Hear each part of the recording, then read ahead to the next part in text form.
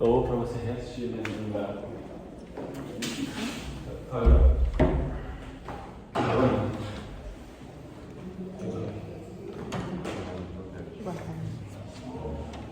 Vamos orar? Senhor Deus, nós agradecemos ao Senhor por esta tarde, santo sábado que nos dá. Agradecemos pelo dom da vida, tua aliança, promessa de novo céu e nova terra. Conduza-nos no teu caminho, perdoa os nossos pecados, batiza-nos com teu Santo Espírito, abra a nossa mente e nosso coração a tua palavra, Pai. É o que lhe rogamos, em nome do nosso Senhor e Salvador Jesus Cristo. Amém. Amém. Bom, a gente vai entrar no livro de Apocalipse hoje, penúltimo livro da Bíblia a ser escrito. O último foi o Evangelho de João. O livro de Apocalipse, junto com a carta de Tiago e também o livro de Judas, foram os 3 livros que teve mais dificuldade em aceitação na construção do cano. Também no capítulo 8. Ih, João está Por quê? Porque no primeiro século, na verdade, até o 3º século antes de Cristo e até o 1º século depois de Cristo, era comum essa literatura apocalíptica. Você encontrava um monte de livros que falavam de fim, de conflitos com essas linguagens simbólicas e tal. Era muito comum isso na época. Olha só, isso aí a gente aprende uma coisa, viu? As pessoas têm mania, muitos cristãos têm uma mentalidade ascética. O que é ascética? De isolacionismo. Eu tenho que me isolar do mundo para ser santo. Eu tenho que morar em um local trancafiado, num mosteiro. O cara que está lá no mosteiro, a pessoa que está lá naquele lugar, ele é mais santo do que a gente. Essa mentalidade veio da Idade Média, mas se você nota nas Escrituras, o profeta, ele se utilizava da própria cultura para passar a mensagem. Porque se você se isola da cultura, você deixa de se comunicar com as pessoas. Tá? Então, a cultura, ela tem os seus lados negativos de confrontação à Bíblia, mas a cultura é positiva. E a literatura apocalíptica, ela era comum. Assim como quando Jesus contou a parábola do rico e do Lázaro, era uma novela egípcia. Imagina um pregador contando uma cena da novela da Globo das 9 horas da noite. E aí depois ele faz uma aplicação no final. Jesus fez mais ou menos isso, entendeu? Quando ele conta a parábola do rico e do Lázaro, ele estava contando uma história egípcia, só que ele trocou o nome dos personagens para personagens com um nome hebraico e ele aplica uma lição moral. Por isso que quando as pessoas usam a parábola do rico e do Lázaro para defender a questão que existe alma, eles estão errados, porque esse não era o objetivo de Jesus ali. Eu estava lendo isso. Né? Então, a literatura apocalíptica era a primeira coisa que você precisa entender. Era uma literatura que era comum à época. Então, o Apocalipse não é para ser um livro assustador, como as pessoas pensam por aí. Nem aquele livro todo misterioso tal. Porque João está se utilizando de símbolos e linguagens que as pessoas conheciam, que as pessoas entendiam. É difícil para nós hoje, porque a gente está 2000 anos longe do livro. Então é desafiador para nós hoje, mas para o público da época era um livro que tinha uma recepção rápida, entendeu? As pessoas entendiam aquelas linguagens ali, aquelas figuras. Não talvez 100%, mas boa parte entendiam. Para nós fica o desafio. A lição da escola sabatina dos adultos, esse trimestre, vai trabalhar só com isso. Só com as figuras de linguagem e as profecias, né? A lição dos adultos, que vai facilitar bastante aí. Mas eu estou dando essa introdução só para vocês entenderem que o livro de Apocalipse não é um bicho de 7 cabeças. Ainda que tenha a besta com 7 cabeças lá. Então, só para confirmar se eu peguei mesmo, uma pessoa usar a parábola do Lázaro rico lá como algo para refutar a ideia de que morreu, vai para o céu tipo, já imediatamente, não tem como. Não tem sentido porque não é só porque a questão que é a parábola. Porque não é isso que Jesus está ensinando ali. É uma lição de moral para os filhos de Deus. Entendeu? Você Entendeu? É como se você pegasse um sermão, né, que eu estaria falando, sei lá, de salvação, e você pegasse o meu sermão e quisesse ensinar as pessoas a respeito de santificação, que é outro tópico. Entendeu? Então você está pegando as minhas palavras, que eu tenho um objetivo com elas, você está mudando elas para ensinar outra coisa, né? Você está tirando o texto do seu contexto, né? Algo interessante é quando acaba o estudo de Apocalipse, a gente vai ser encerrado em Apocalipse, né? Sim. Eu quero que a gente continue o estudo com essas doutrinas, né? Nesses pontos aí, né? Sabe a imortalidade da alma? Uhum. O Cláudio já fez, né? Mas essas doutrinas mais que o pessoal bate contra Uhum. Então, o Apocalipse, para você colocar em mente aí, ele foi escrito entre 90 e 100 anos depois de Cristo, penúltimo livro da Bíblia. O contexto é João, na ilha de Patmos, preso por perseguição do Império Romano. João era membro da igreja de Éfeso, onde Maria morreu, como membro da igreja. João cumpriu o pedido, obedeceu o pedido ali que Jesus fez na cruz, quando falou, olha, cuida dela como sua mãe. E mãe, cuida dele como filho. E ele cuidou dela, ela morre em Éfeso. Tá? Logicamente que a doutrina católica não aceita isso, ela fala que ela foi assunta ao céu. Tá? A gente estava falando disso hoje. Isso está na Bíblia católica sobre esse acontecimento? Não, é dogma construído. Então nem na Bíblia deles não está isso. Entendeu? É dogma construído, né? Por tradição da igreja deles, né? Mas o que a gente encontra é que ela morre em Éfeso e João é um idoso aqui, o último, né? Dos apóstolos vivos, e aí ele é desterrado ali para a ilha de Patmos. João ele morre em Éfeso também, né? Morre em Éfeso. Ele escreve o Evangelho, né? Pela tradição que ele escreve o Evangelho de João, e depois de Apocalipse em Éfeso, e as cartas também. E aí morre. Entendeu?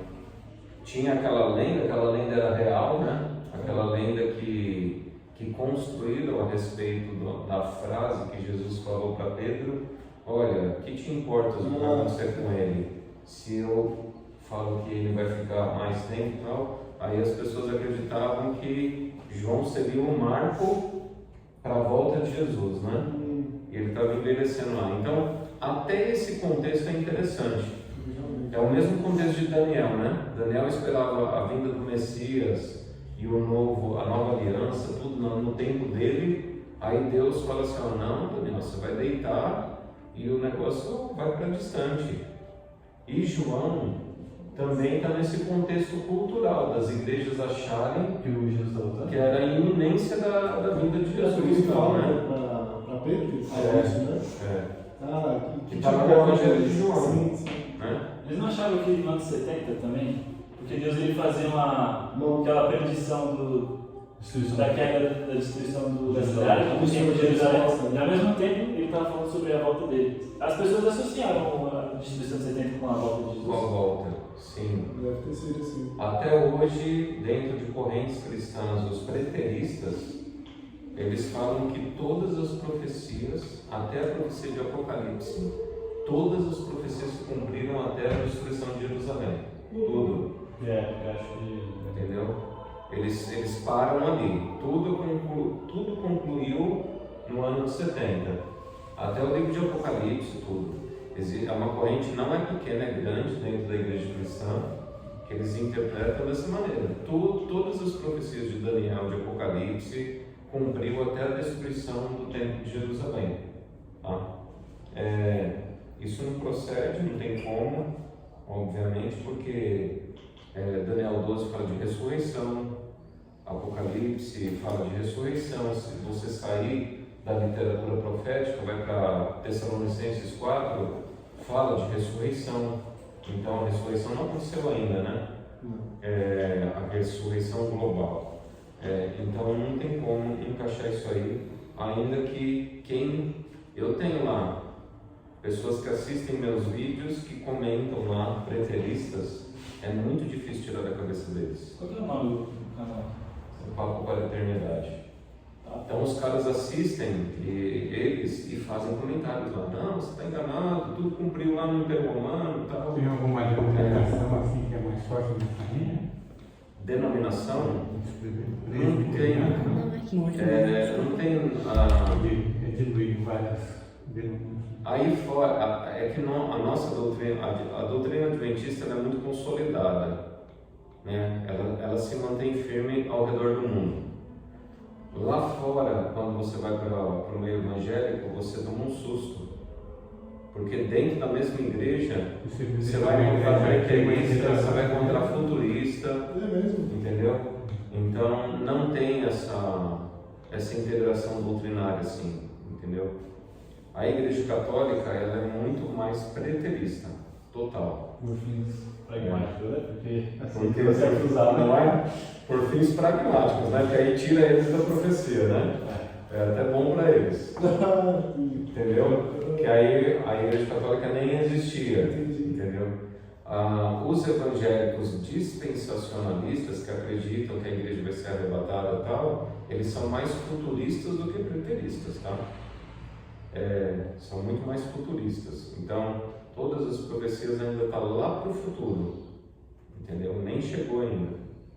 De todo jeito, a Igreja Católica sai ganhando nessa história. Por isso que eu acredito em uma das teorias que quem criou o preterismo e o futurismo foram os jesuítas. Eles que lançaram isso porque os jesuítas dominavam a educação e as universidades, até hoje. Então eles lançaram essa escola de interpretação justamente para tirar o foco, porque a interpretação estava mirando em um objeto ali, revelando a Igreja Católica como o anticristo. Os jesuítas, para defender isso, eles lançaram duas visões. Não, a profecia é tudo passado, não, as profecias é tudo para o futuro. E aí o pessoal foi assimilando essas ideias e tirou o foco. Eu acredito nessa teoria, tá? Isso é uma tese aí de discussão dentro da teologia. Então vamos entrar em Apocalipse aí, já falei o contexto histórico, cultural, que é importante, o autor é João, e ele escreve... Por que no Brasil se manteve o nome Apocalipse? Não poderia ser tipo revelação igual nos norte-americanos ou em inglês? Revelation, né? É Apocalipse da mais. Por que o nosso não traduziu? Você sabe a história? Eu não sei a história dos nomes. Pegou mais para os brasileiros, né? Apocalipse. Se a gente for parar pra ver, o brasileiro copia muita coisa, tipo, você vai. Às vezes no Lava Rápido tá escrito lá em inglês, tá ligado? Sei lá, pode ser. Deixa eu só confirmar essa informação aqui, deixa eu ver no grego. Fugiu da minha cabeça no Lava Rápido. Deixa eu ver no grego. Apocalipse, né? Pra não falar besteira. Não, acho.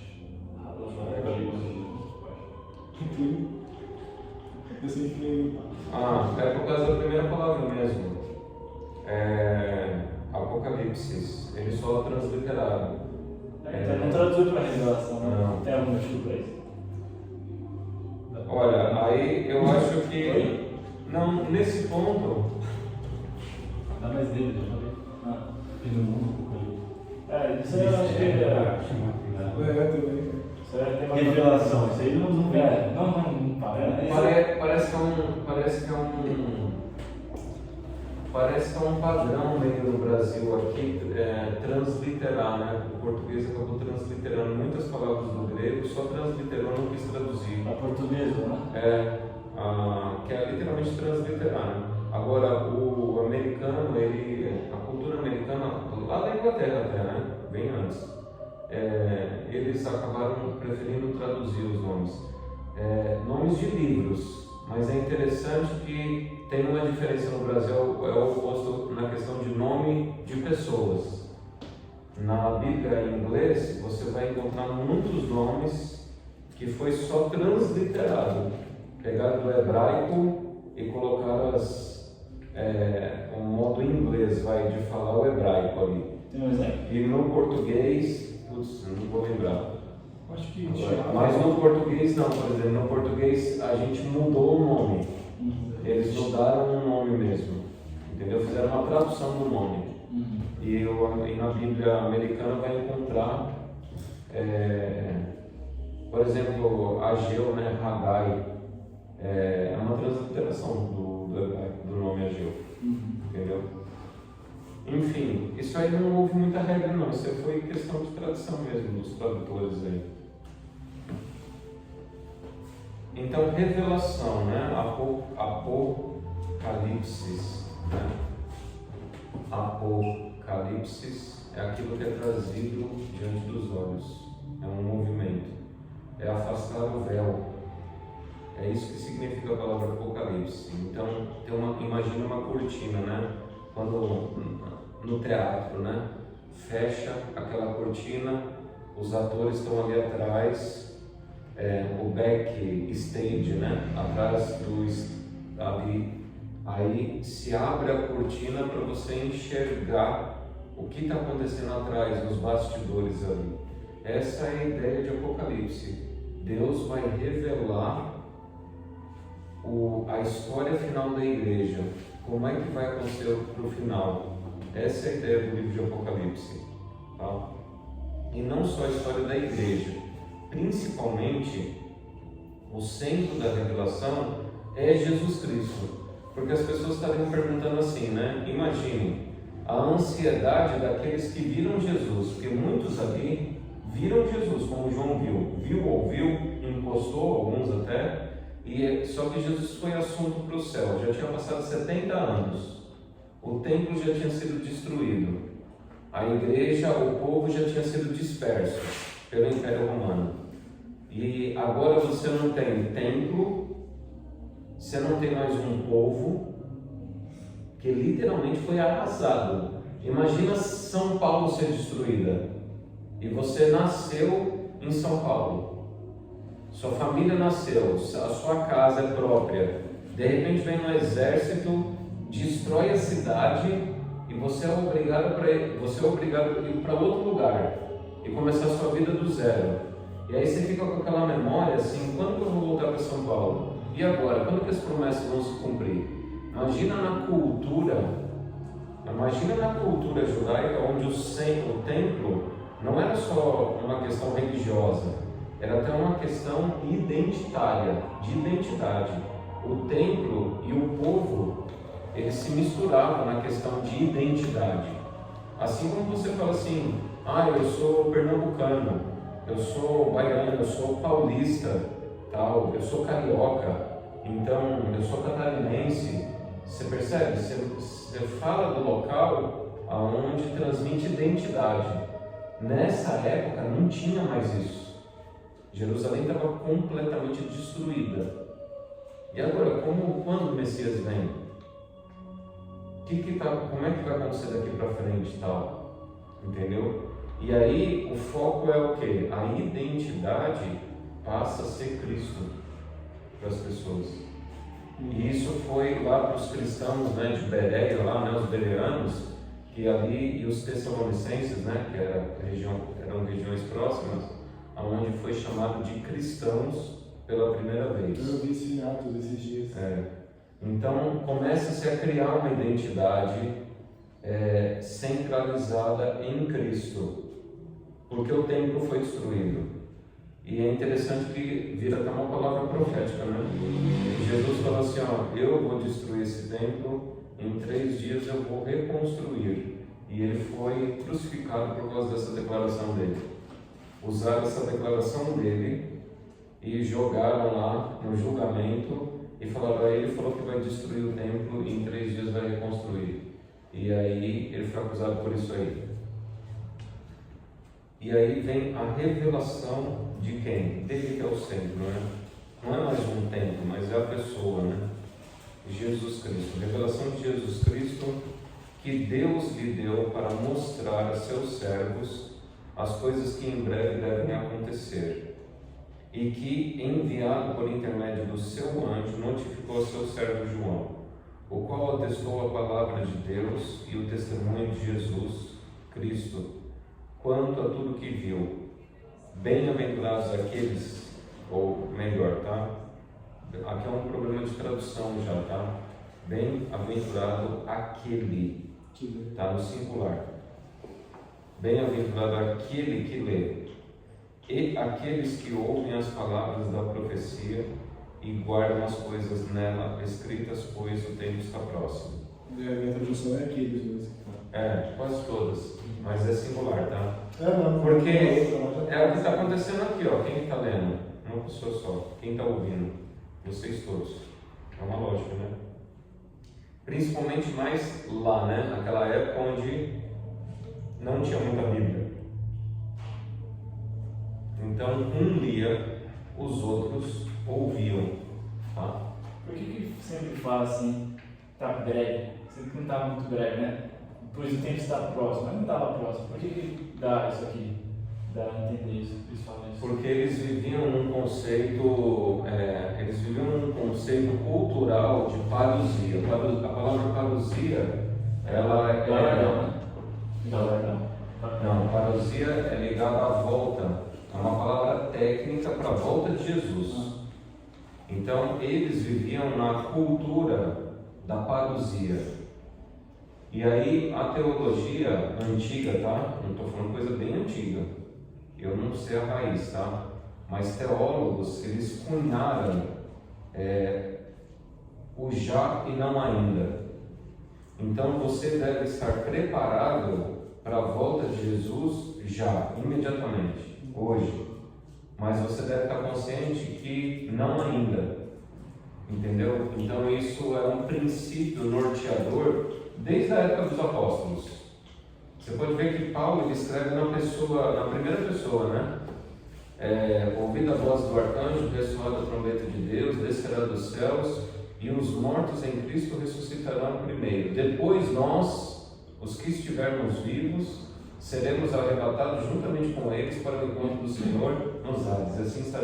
E assim estaremos para sempre com o Senhor. Então, esse conceito do já e não ainda já era... isso aí foi uma sistematização que a teologia fez, mas a gente identifica isso já na linguagem dos apóstolos, tá? Ele vai voltar na nossa geração.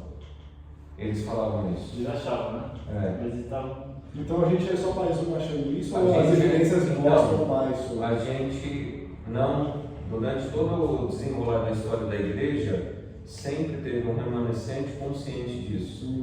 E é interessante que as pessoas que têm mais consciência disso são as pessoas que se tornaram mais missionários e mais fiéis à palavra ao longo do desenrolar da história. Quando você abandona essa consciência da parousia, você acaba... Eu abandono a consciência da parousia, por consequência, eu acabo me assimilando com a cultura, porque Jesus não vai voltar mesmo, e aí eu vou me distanciando das Escrituras, e eu vou diluindo-me no mundo, e aí eu perco minha identidade, e por isso que igrejas que não têm esse imediatismo, vamos dizer, essa consciência do já e não ainda, são igrejas que acabam morrendo na história. São movimentos que acabam morrendo. E aí Deus sempre levanta um movimento ao longo da história que resgata olha, Jesus está chegando. Vamos. Então, você enxerga isso na história, viu? Você enxerga picos de Jesus está voltando aí vai caindo na cultura, vai se misturando com o mundo e vai morrendo. Aí Deus reaviva, ó, Jesus está voltando, tal, e aí volta de novo, amado. Será que a gente está nesse pico aí? Depois vai. Cara, a gente está no pico não, a gente está, depois de 180 anos, a minha leitura é que a gente está diluído. Mas bem diluído, viu? Eu enxergo que nós estamos bem diluídos, mas eu acredito que pós-pandemia, se você analisar, pós-pandemia houve uma sacudidura não só no mundo adventista, mas no mundo cristão. Vou pegar um exemplo nominal aqui, né? Edir Macedo, por exemplo. Dá para você fazer essa análise na internet. Pega vídeos da Universal do Reino de Deus, os tipos de sermões deles, antes da pandemia e durante a pandemia, e vê as diferenças. Pra você fazer uma ideia, o Edir Macedo, uma das provas, o Edir Macedo lançou o estudo de Apocalipse, ele nunca tinha feito. Ele lançou o estudo de Apocalipse durante a pandemia. Então, isso mostra que o Espírito se utilizou da pandemia para despertar a consciência das pessoas a respeito da volta. Né? Está arrefecendo um pouco mais, já passaram-se 5 anos, meia década, né? Passa rápido. Já passou meia década, que a gente nem percebeu. No abrir e fechar de olhos. As pessoas então vão se acomodando novamente. Entendeu?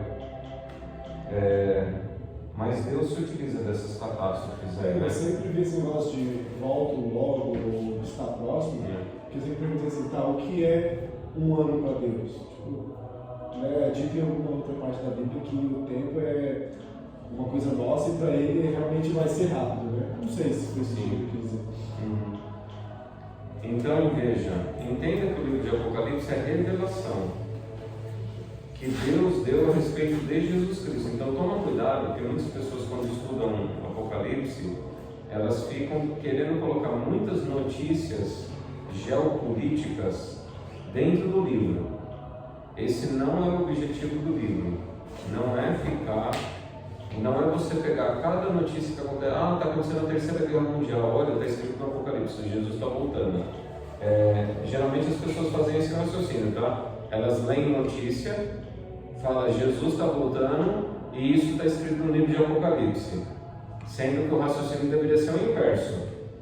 Eu tenho que começar pelo livro, me fundamentar no livro, na profecia, e quando acontecer alguma notícia, como o livro já está fundamentado na minha cabeça, aí as notícias, olha, isso aqui não tem nada a ver, isso aqui nada a ver, entendeu? Se quiser fazer esse exercício, porque eu acho que não tem necessidade, viu? E no meio adventista não tem como. O meio adventista gosta de fazer esse caminho: notícia, catástrofe, Apocalipse. E não faz o inverso: Apocalipse, e aí eu me fundamento em Apocalipse, depois eu vejo notícia. As pessoas fazem o caminho do inverso. Isso é muito perigoso, porque se você faz o caminho do inverso, é tipo querer construir um prédio sem fundamento. A Bíblia tem que ser o fundamento. Então eu aprendo bem sobre o fundamento para depois eu construir o raciocínio. Eu não posso querer pegar as notícias para querer construir um raciocínio. Se você inverte essa ordem, aí você vai começar a interpretar o livro de Apocalipse diferente a cada notícia que sai. Então você não vai ter um livro de Apocalipse na sua cabeça, você vai ter milhares, entendeu? Então muito cuidado com isso aí. Então revelação, e uma das frases que costura o livro, gente, é o início do verso 2, o qual atestou a palavra de Deus e o testemunho de Jesus Cristo. Esse termo ele costura o livro. Você vai ver lá: aqui está a persistência dos santos, que guardam os mandamentos de Deus e têm a fé em Jesus. O dragão se trouxe contra a mulher, foi fazer guerra contra o restante da sua descendência, os que guardam os mandamentos de Deus e têm o testemunho de Jesus. Apocalipse 19:10, adora a Deus, porque eu sou como seu, sou consorte de vocês, adore a Deus. O espírito de profecia o espírito de profecia é o testemunho de Jesus. Então, esse testemunho de Jesus e palavra de Deus é quase um tema que vai costurando o livro de Apocalipse, tá? O foco é esse. Começa lá do céu, passa para o anjo entrega para mim e eu tenho a responsabilidade de testemunhar de Jesus guardando a palavra de Deus. E aí a exortação que ele faz: bem-aventurados aqueles que leem. O que eu leio? A palavra de Deus e guardam as coisas nela escritas. O que é guardar? Testemunho de Jesus. Então sempre essa ideia: eu leio a palavra e testemunho. Então eu guardo os mandamentos e tenho a fé de Jesus Cristo, né? Não é em, é de. Então eu leio e eu obedeço. Essa é a característica. Eu aprendo da Bíblia e eu manifesto isso na sociedade. Então não é só uma questão conceitual, é uma questão prática. Eu aprendo o conceito para viver, entendeu? Bem-aventurado aquele que lê, aquele que ouve as palavras e guarda as coisas nela escritas, porque o tempo está próximo. Então a revelação, ela tem um propósito de te tornar consciente para testemunhar em meio a uma sociedade que não está esperando Jesus voltar. Então a revelação tem o objetivo de te tornar consciente para que você viva em uma sociedade que não é consciente e não está vivendo na iminência da volta, da parousia. Por isso que quando você estuda Daniel e Apocalipse junto, tua vida é transformada totalmente. Você vai enxergar as coisas diferente do que os outros enxergam. Você vai passar a viver diferente do que os outros vivem. Não tem como. Entendeu? E aí ele fala, né? Dado essa introdução aí, o outro bloco é dos versos 4 a 6. João, as 7 igrejas que se encontram na Ásia: graça e paz a vós outros da parte daquele que é e que há de vir, que é Deus Pai, da parte dos 7 Espíritos que se acham diante do seu trono, o Espírito Santo, e da parte de Jesus Cristo, a fiel testemunha, o primogênito dos mortos, o soberano dos reis da terra, que é o Filho. Veja que a formulação da divindade se encontra aí no capítulo 4, no verso 4 e 5. Nas cartas joaninas, em João, é muito forte isso aí, tá? João mostrando o único Deus como 3 pessoas, né? Essa questão da divindade é muito forte em João, tá? O contexto também da época. O contexto da época, que era questionado. Era totalmente. E tinha também já na época Marcião, que não acreditava. Tinha a monarquia modalista, né? A monarquia modalista fala que Deus é uma única pessoa, que ele coloca máscaras para interagir com os seres humanos. Então, uma hora ele está como Deus Pai, outra hora ele está como Deus Filho, outra hora ele está como Espírito Santo. Isso aí é monarquia modalista, tá? Também muito corrente na época lá. E aí João, ele também, uma outra coisa no verso 4 aqui, é que ele usa, isso aqui era comum da época, tá? Graça e paz, cálice e shalom. Graça e paz é porque a comunidade era uma só, judaica, cristã, judeus e gentios. Então, assim como a gente fala bom dia hoje, e aí, beleza, bom dia, tal, os gregos na época falavam graça. E aí, graça, cálice. E o judeu cumprimentava um no outro com um shalom, até hoje, né? Então aqui Shalom é paz. mandando para todo mundo, né? Exato. Chegar A comunidade, né? Então, graça e paz, cálice e shalom a vós outros da parte daquele que é, que era e que há de vir, Veja aí que não tem como jogar tudo no passado, né? Que é presente, era e há de vir.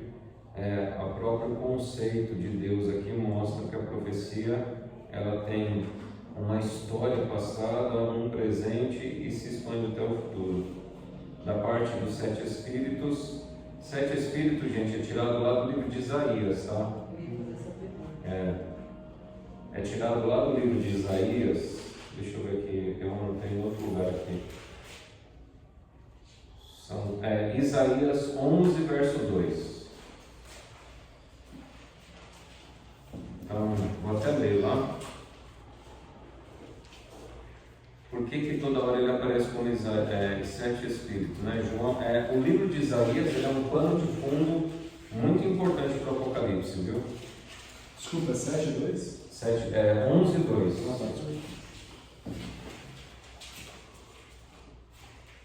Então aqui fala assim, ó, do tronco de Jessé sairá um rebento e das suas raízes um renovo. Repousará sobre ele o Espírito do Senhor. Então, né? O Espírito do Senhor. O Espírito de sabedoria. 2. De entendimento. 3. O Espírito de conselho. 4. E de fortaleza. 5. O Espírito de conhecimento. 6. E de temor do Senhor. 7. Aparece 7 características do Espírito, tá? Do Messias aqui, tá? Que rebento, né? Novo aqui está falando do Messias. Mas Jesus fala que ele sobe ao Pai e vai enviar um outro Consolador semelhante a ele. Então, João pega até Isaías 11:2, um verso que está falando do Messias e atribui ao Espírito. Olha só o que ele está amarrando ali, nesse verso, tá? Entendeu? Então, os 7 Espíritos que se acham diante do trono. Outra coisa que eu acho legal aqui, que João ele faz um discurso político de confrontação ao Império Romano, viu? Porque o Imperador Romano nessa época, e um dos motivos dele estar na ilha, é porque ele se negou a adorar César como Deus. A acusação que os cristãos sofriam nessa época era que os cristãos eram ateus. Por que os cristãos eram ateus? Porque os cristãos se negavam a adorar César, o imperador. E aí, como é que João escreve aqui? Isso aqui é tipo você falar mal do governo, né? Da parte de Jesus Cristo, a fiel testemunha, o primogênito dos mortos, o soberano dos reis da terra. Então, João já dá um coice aqui, né? Então falou assim, ó, eu estou nessa ilha aqui, estou mesmo, e eu vou continuar adorando ele, porque o meu imperador, na verdade, é Jesus Cristo, não é nenhum César. Primogênito dos mortos, é isso? Primogênito dos mortos. A palavra primogênito na cultura bíblica não significa aquele que nasceu primeiro, mas aquele que é mais importante. Então, não é que, porque Moisés ressuscitou, né? Sim. Aquele Lázaro ressuscitou. O que mais? O filho da viúva ressuscitou, o filho da viúva de Naim. Aquele cara que caiu lá nos ossos de Eliseu, no buraco, ressuscitou. Então, então Lázaro é o chefe da sinagoga, né? Jairo. Então, houve outras ressurreições na Bíblia, mas ele é o primogênito dos mortos porque ele é o mais importante de todos. Tá? Mas o primogênito também levava em consideração na Bíblia também ser o primeiro, mas não nesse e não pense em primeiro filho, tá? Que nem a gente pensa, porque Jesus é chamado de Filho de Deus, mas Jesus é Deus. Certo. Entendeu? É que eu fui muito pela 10ª praga, porque lá é dito primogenitura. Isso, primogênitos. Aí eu fui Aquele que primeiro nasce. Tá? Aquele que nos ama, e aí ele vai explicar, né? Aqui, na verdade, é até um hino isso aqui, tá? Aquele que nos ama e pelo seu sangue nos libertou dos nossos pecados e nos constituiu o reino, sacerdotes para seu Deus e Pai, A Ele a glória e o domínio pelos séculos dos séculos. Amém. Então aqui é um hino, tá? Ele está escrevendo e ele faz uma poesia, faz um hino. Veja que a aliança de Deus, gente, ela não muda. Nos constituiu o reino, sacerdócio para seu Deus e Pai. É a mesma proposta lá do Êxodo. Então veja como João ele vai estabelecendo as bases bíblicas. Êxodo capítulo 19, verso 6. Vós me sereis reino de sacerdotes e nação santa. São estas as palavras que falarás aos filhos de Israel. Então isso mostra que Deus nunca mudou a aliança dele. Isso é a primeira coisa. Êxodo 19, verso 6. Segunda coisa, não tem ruptura. Tudo isso que eu estou falando para vocês é muito importante, viu? Até na apologética, porque hoje é uma briga entre teólogos a questão da continuidade, Antigo e Novo Testamento, e ruptura entre Antigo Testamento e Novo Testamento, tá? Muito forte na academia teológica hoje. E você com certeza já ouviu a frase: isso aí foi escrito lá para o povo de Moisés, lá para aquele tempo, não é para nós, tá? Então a aliança de Deus ela não muda. Nos constituiu o reino, sacerdócio para seu Deus e Pai. A Ele a glória e o domínio pelos séculos dos séculos. Amém. Então a aliança sinaítica, Êxodo capítulo 19, verso 6, ela continua em vigência. Na verdade, através de Jesus é que foi possível a aliança sinaítica acontecer. O que antes foi escrito em tábuas de pedra, agora Deus escreve nas tábuas do nosso coração, na carne. Então há uma continuidade. Mas, pastor, uma dúvida que eu tenho. Dúvida não, na verdade, uma curiosidade. Essa posição de colocar assim o escrivado foi no tempo de Moisés, a lei de Moisés, como se Moisés estivesse acima de Deus. Não é a mesma posição hoje quando os evangélicos eles falam, mas Paulo disse, como se Paulo estivesse acima de Cristo, porque assim, o que foi falado por Deus não tem validade, é o que Paulo falou. Então, isso não acaba trazendo aí uma paridade com a forma como os católicos tratam Maria sendo a intercessora de Cristo, como se ela estivesse também acima de Cristo. É uma maneira de enxergar. Eu vejo dessa forma, está errado? É uma leitura possível, que eles muitas vezes não percebem. Tem muita gente que fala que os 10 mandamentos é a lei de Deus, o resto é a lei de Moisés. Sim, como se Nem tudo Moisés lei de estivesse acima de Deus, Deus. as leis alimentares, as leis Sim. De purificação. Então, é tudo lei de Deus? Ou só os 10 mandamentos é lei de Deus? Quantas leis de Moisés? 666. Os judeus calcularam 613, né? Mas cuidado ao usar muito esse número aí, porque isso aí vem muito mais da cultura judaica, de uma tradição judaica, do que eles contaram, contamos, tem 613, tá? Então toma muito cuidado com isso aí, porque essas 613, gente, são escolas que a gente chama talmúdicas. O que é o Talmud?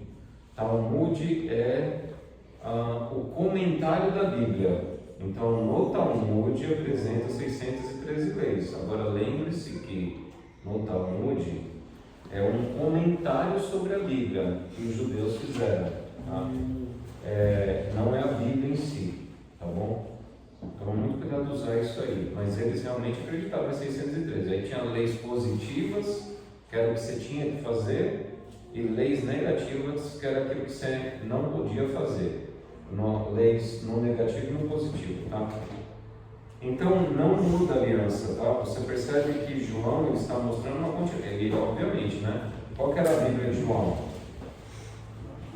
Qual que era a Bíblia de Jesus? Não tinha novo. Então falar que não, se você colocar na cabeça de João, de Marcos, de Lucas, até de Paulo, que houve um abandono do Novo Testamento e agora que vai ler o Novo, você está colocando, é como se você rasgasse a Bíblia deles, tacasse fogo na Bíblia Que nem deles. hoje eu falei no estudo bíblico aqui, Jesus mesmo adverte que aquele que tirar o pingo do i será O ponto ou o tio, né? um negócio assim. Entendeu? Os sinais menores que ele utiliza da língua judaica. E aí fala, eis que vem com as nuvens, todo olho verá, até quantos transpassaram, e todas as tribos da terra se lamentarão sobre ele, certamente amém. Esse termo aqui, eis que vem com as nuvens, gente, isso aqui é um termo técnico, tá? Está lá em Marcos capítulo 13, 26, Lucas 21, 27, Mateus 24, 30 e 26, 64. Quando fala eis que vem com as nuvens, é que João está aqui reforçando a ideia que Jesus é Deus, que Jesus não é um homem, ele é Deus. Esse termo, eis que vem com as nuvens, é um modo de você falar, ele é Deus. E ele é todo-poderoso. Ele é o Deus todo-poderoso. Tá? Todo olho verá até quantos transpassaram. Então perceba que, olha, uma dica aqui isso aqui é mini aula, né, de exegese bíblica. O que é exegese bíblica? Você ir lá na cabeça do escritor, você interpretar o que estava na cabeça dele quando ele escreveu o texto. Aí depois, primeiro você faz exegese. Primeiro eu preciso entender o que o escritor está falando, para depois eu fazer a aplicação. Então, quando fala eis que vem com as nuvens e todo olho verá, na cabeça dele, primeiro ressaltar a divindade de Jesus. Num segundo momento está falando da volta. Entendeu? Então, a priori, o que ele está falando? Que quando as pessoas tomarem consciência que Jesus é Deus, todos aqueles que o mataram, eles vão ficar desesperados. Se é uma loucura, né? Se para os gregos é uma loucura entender que Deus morreu, porque se Deus é eterno, como é que ele morre? Filosoficamente, não tem lógica, né? Só piscou os olhos. Agora vai se tomar consciência que Deus morreu, e não só isso. Vai tomar consciência de um grupo de pessoas que, além da realidade que Deus morre, aqueles que o mataram vão entender que mataram Deus e não o homem. E aí eles vão se lamentar. Essa palavra lamentar, na verdade, está lá em Zacarias capítulo 12, verso 10, que é cortar na carne, que é um ato que hoje muitos adolescentes fazem, aquela automutilação. Quando você conversa com esse pessoal aí, que está passando por esse momento psicológico aí, eles vão falar assim, a dor é tanta que eu me corto para ver se eu sinto alguma coisa.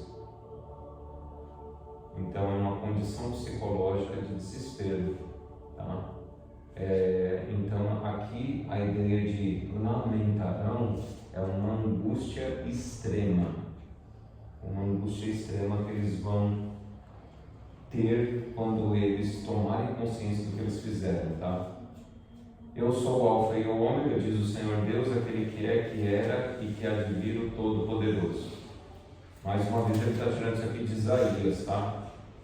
Isaías capítulo 41, verso 4 e 48, verso 12. Então até aqui mostrou Deus Pai, Filho e Espírito Santo, enfatizou a divindade de Jesus, enfatizou que ele vai voltar, enfatizou que é para a gente ler e obedecer, tá? E é uma revelação da própria pessoa de Jesus Cristo. E aí ele começa então, eu, João, meu irmão vosso e companheiro na tribulação, no reino e na perseverança, que é outro tema muito forte dentro do livro, tá? Perseverança. Em Jesus, achei-me na ilha chamada Patmos por causa da palavra de Deus e do testemunho de Jesus. Olha lá a costura, né? De novo vai aparecer o termo aí. por causa da palavra de Deus e do testemunho de Jesus. Achei-me em espírito no dia do Senhor e ouvi por detrás de mim grande voz como de trombeta, dizendo: o que vês, escreve em livro e manda 7 igrejas: Éfeso, Esmirna, Pérgamo, Tiatira, Sardes, Filadélfia, Laodiceia. Por que essas 7 igrejas, gente? O pastor Vinícius falou dia do Senhor. Achei meu espírito no dia do Senhor. Então, aí vem dia do Senhor, tem gente que defende aí o domingo, né? No grego está como? Tá? Não, o Domínio é latim, né? Domínio é latim, Mas em grego é só o dia do Senhor. E aí depois quem traz em latim, domingo. Domínio literalmente significa dia do Senhor, mas depois se você pegar, domingo significa dia do Senhor. Eles invertem nessa ordem. Fica os dois falando a mesma coisa, então, basicamente. É tipo, o é dia do Senhor em latim é de domingo. Aí vira domingo. Só que o domingo não foi por causa. O domingo só existiu por causa do dia do Senhor. Porque eles consideravam o domingo como o dia do Senhor. Não quer dizer que existe o domingo era o dia do Senhor e depois eles escreveram o dia do Senhor no domingo. Bom, aqui está que Kyrios é Senhor, tá? Kyriake é mera. Dia do Senhor, tá? O dia do Senhor tem um Todo-Poderoso, tá? Dia do Senhor aqui, gente, a gente pode, lembra que eu falei de exegese bíblica? Eu tenho que ir na cabeça do autor e depois eu faço a aplicação. No contexto aqui, não é nem para você defender o sábado aqui. Não é para você defender o sábado. Por quê? Porque no contexto do texto, o que ele está falando? Olha só. Ele está falando no verso 5: da parte de Jesus Cristo, o fiel testemunho, primogênito dos mortos, o soberano dos reis da terra. Quando ele usa no verso 7, eis que vem com as nuvens, ele está falando da divindade de Jesus Cristo. Quando ele fala aqui,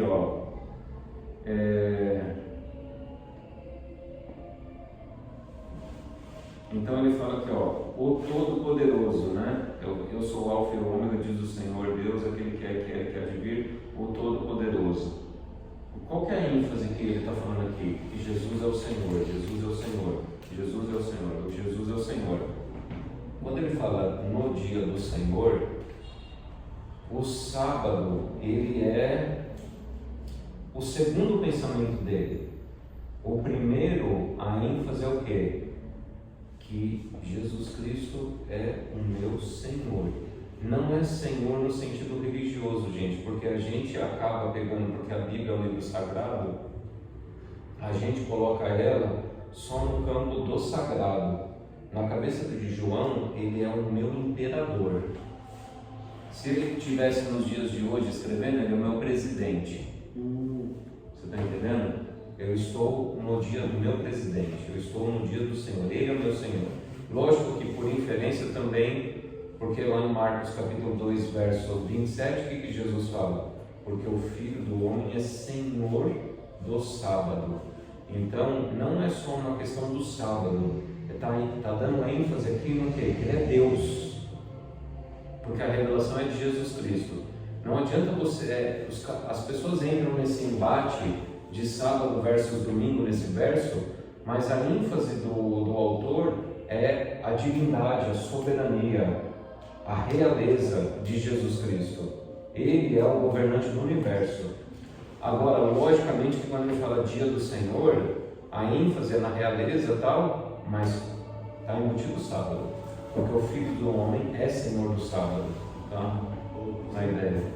Quando está falando aqui para entregar o livro para essas igrejas, é o Apocalipse todo para essas igrejas ou só cada capítulo para cada igreja? Então, não, o livro todo, toda a revelação. Todas as 7 igrejas? Eu tinha pensado que fazer a cópia. eu tinha pensado que era só o livro todo para essas igrejas. Não só a carta para essas igrejas. Não. Eu pensei que eram as cartas. Cada carta foi enviada para cada igreja somente.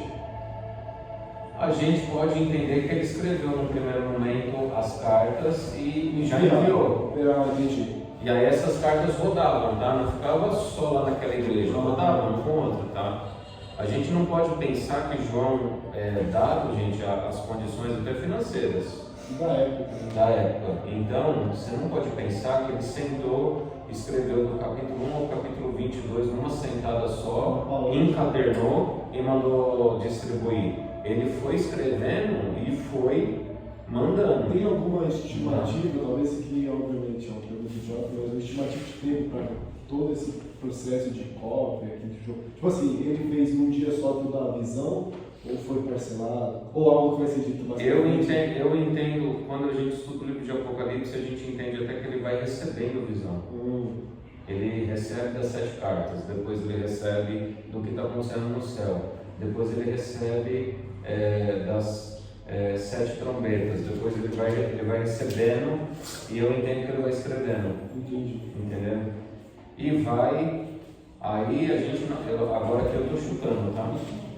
Como é que essas cartas chegavam lá, eu pelo menos não confesso que eu nunca li nada a respeito. Então, mas eu imagino que como prisioneiro também tinha, igual a gente assiste em filme, né? Tem aqueles esquemas de entrar coisa na prisão e sair e tal, né? Então pode ser que ele se utilizou, pelo menos das 7 cartas, de ter amizade de repente com um soldado romano que era cristão, levava tal, então enfim. Meio que nas escondidas. Isso era como ela foi divulgada, em detalhes a gente não sabe, né? O fato é que ela foi divulgada e chegou até nós. Tá? Bacana. Agora, por que só essas 7? Tinha mais igrejas, mas por que essas 7? Veja que Deus se comunica pela realidade da cultura. Essas 7 cidades eram cidades postais do Império Romano. Era onde tinha a agência do correio, vamos pensar assim. E inclusive a ordem. Essa ordem aqui, Éfeso, Esmirna, Pérgamo, Tiatira, Sardes, Filadélfia e Laodiceia, é uma ordem aonde a agência do Império Romano passava deixando correspondência e pegando correspondência para Roma. Tá? Então ele está trabalhando numa sequência aqui real, tá? Que existia. Tá? Não foi só simplesmente. Não foi a esmo assim, vou colocar aqui 7 nomes, que o anjo está. Não. Ele seguiu a ordem. Entendeu? Que se você pega mapa, ó, aqui na minha tem um mapa, ó, Patmos está aqui, aí Éfeso é o que está mais próximo de Patmos, e aí a sequência é a sequência horária, tá? De Patmos vem para Éfeso, de Éfeso vai em sequência no sentido horário, tá?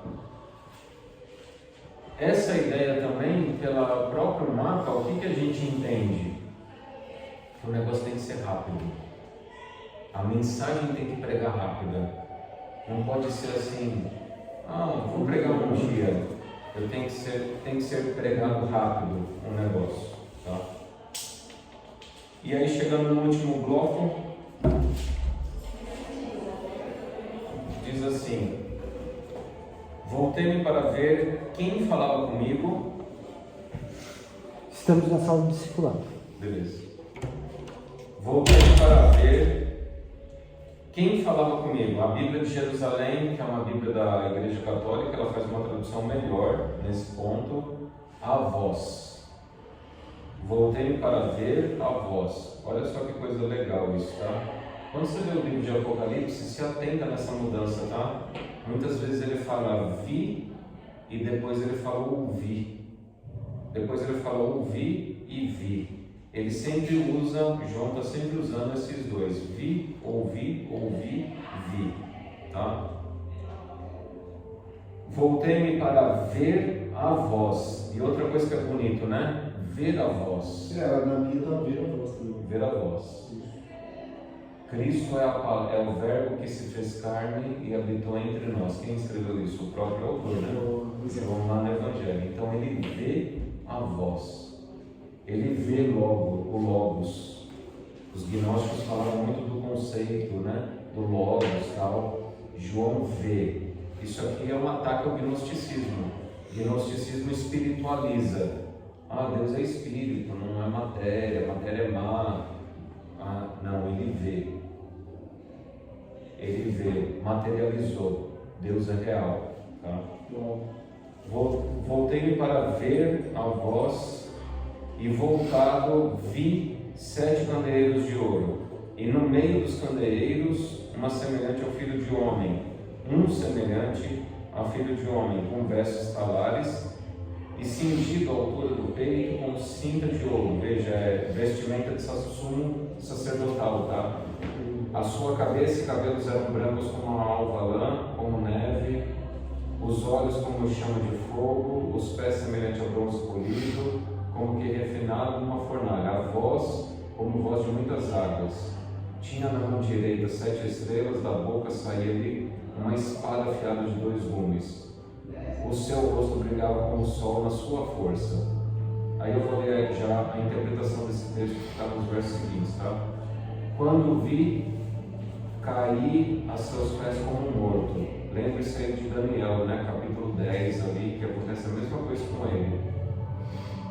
Porém ele pôs sobre minha mão direita dizendo, não temas.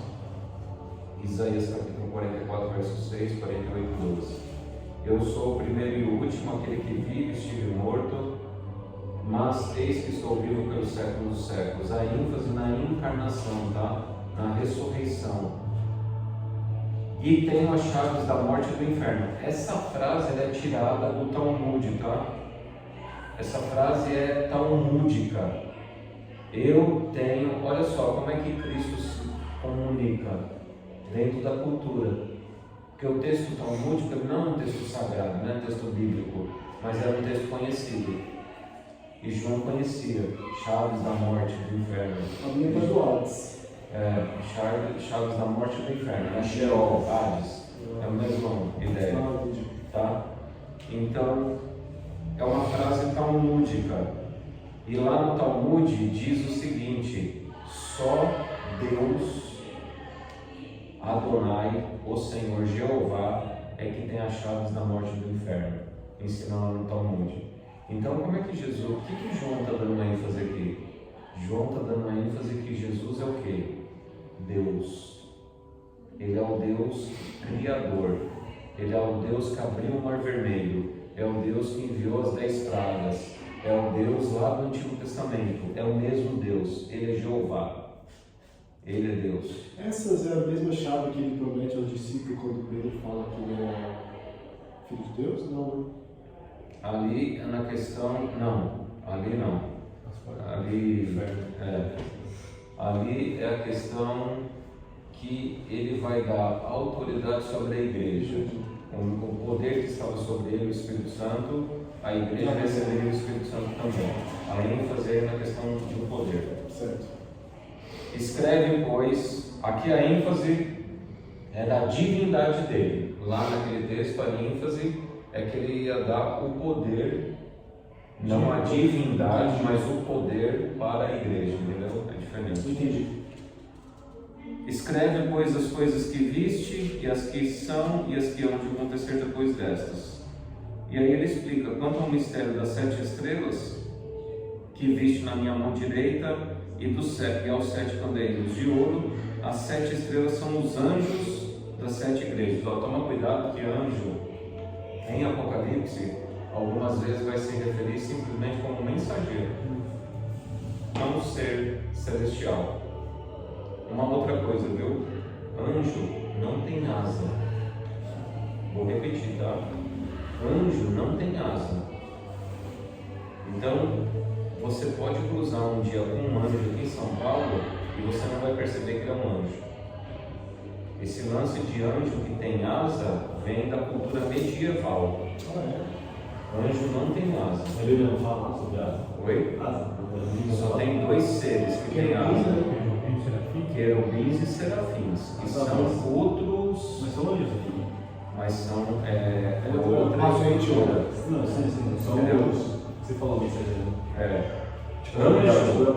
Anjo é a imagem e semelhança de Deus também, como a gente. Anjo não tem asa e interage com o ser humano e chega a comer. No Antigo Testamento comia, Ah, sim. entendeu? Comeu com Abraão, lá antes da destruição de Sodoma e Gomorra. E o que tem asa? Querubim e serafim. E o querubim, Qual que é o serafim? serafim é uma forma humana. Qual que é a diferença? Serafim tem forma humana e querubim tem forma animal. Deixa eu confundir. Querubim ele é uma mistura de homem com águia, com boi e com homem, boi, águia. Lúcifer era guardião, né? Ali. Mas ele não era querubim. Entendeu? Eu acho que ele era serafim. Não lembro. Entendeu? Querubim era um dos pais. Ezequiel menciona querubim. Querubim da guarda ungido, né? Então era querubim. O querubim tem um poder de metamorfose. Ah, sei. Entendeu? Ele tem um poder de metamorfose. Tá? Estou entrando aqui em detalhes que o livro nem está falando aqui, tá? A ideia aqui que nesse verso especificamente, gente, é que esse verso, anjo, significa mensageiro. Quem são os mensageiros? O povo, a igreja. Principalmente o líder da igreja. Timóteo era o líder de Éfeso. Timóteo era o pastor de Éfeso. Então a primeira carta vai para quem? Para Éfeso, para Timóteo. Ele é o anjo da igreja de Éfeso. Escreve o anjo da igreja de Éfeso. E esse anjo corredor, que a gente conhece do desenho aí da arca, esse que ano é esse? Querubis. É o querubim. Querubis serafim, né? Como você sabe que esses anjos não são os mensageiros, mas sim os mensageiros que são os líderes da igreja? Quanto ao mistério das 7 estrelas que viste na minha mão direita, é os 7 candeeiros de ouro. As 7 estrelas são os anjos das 7 igrejas. Tá? E aí o que acontece? Dentro do livro de Apocalipse, você vai enxergando que anjo, eles deveriam traduzir para mensageiros, tá? Angelos. No contexto imediato, porque vai aparecer anjos no céu adorando a Deus. Então, dentro do livro de Apocalipse, você consegue enxergar essa estrutura, tá? Porque o livro de Apocalipse é uma foto, é revelação de coisas que acontecem no céu e de coisas que acontecem na terra. Então, quando está acontecendo no céu, anjo é anjo.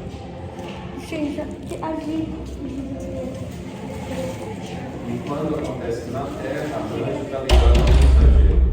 Por exemplo, eu vi um anjo voando pelo meio do céu, tendo o evangelho eterno para pregar a cada tribo, povo, língua e nação. Esse anjo, pela ideia, é a própria igreja, que é a mensageira. E a terça parte das estrelas, é algo que você falou. Ali a terça parte envolve as duas dimensões, porque Satanás engana. A terça parte não é o todo, né? Então enganou os anjos e enganou também as igrejas. Tá? Vai para os dois lados ali. Então vai depender muito do contexto imediato ali quando João usa a palavra anjo. Tá? E os candeeiros é a própria igreja. Que aqui termina então a ideia, evocando até Mateus capítulo 28. Ide, portanto, fazer discípulos de todas as nações, ensinando as coisas que vos tenho dito, batizando-os em nome do Pai, do Filho e do Espírito Santo. Eis que estou convosco todos os dias até a consumação dos séculos. Então está evocando essa ideia lá de Mateus. Olha, eu estou no meio de vocês. Eu estou andando no meio de vocês. Eu tenho os mensageiros nas minhas mãos. Então o que eu vou revelar agora, João, fica tranquilo. Eu estou vendo o que está acontecendo, eu estou no meio, porque ele vai agora só revelar as pauladas que a igreja vai tomando, né? Toda a perseguição que a igreja sofre ao longo da história. E o que mais surpreende João no final da revelação é que ele percebe que a igreja que nasceu vibrante vai ter um determinado momento da história que ela vai se tornar perseguidora. Então, aqui foi perseguida no início, chega no meio da história, ela se torna perseguidora de um grupo pequeno. A própria igreja persegue. Isso que surpreende ele na revelação Lá em Apocalipse 17, isso aí. Tá? E que surpreende muito mais ainda, porque a gente vê que isso acontece realmente na história. Sim. É muito absurdo. Então é isso. Esse é o primeiro capítulo. Ficaram aí. Eu acredito que os pontos mais nevrálgicos aí a gente colocou. Semana que vem a gente consegue ver todas as igrejas? Eu acredito que a gente vai conseguir quase ver todas, praticamente todas. Bom, que eu consegui pela primeira vez no estudo de tarde aí, no primeiro capítulo da. Sabe, tipo, eu cheguei no meio lá. Dá pra pegar a sequência. Vamos lá então, gente.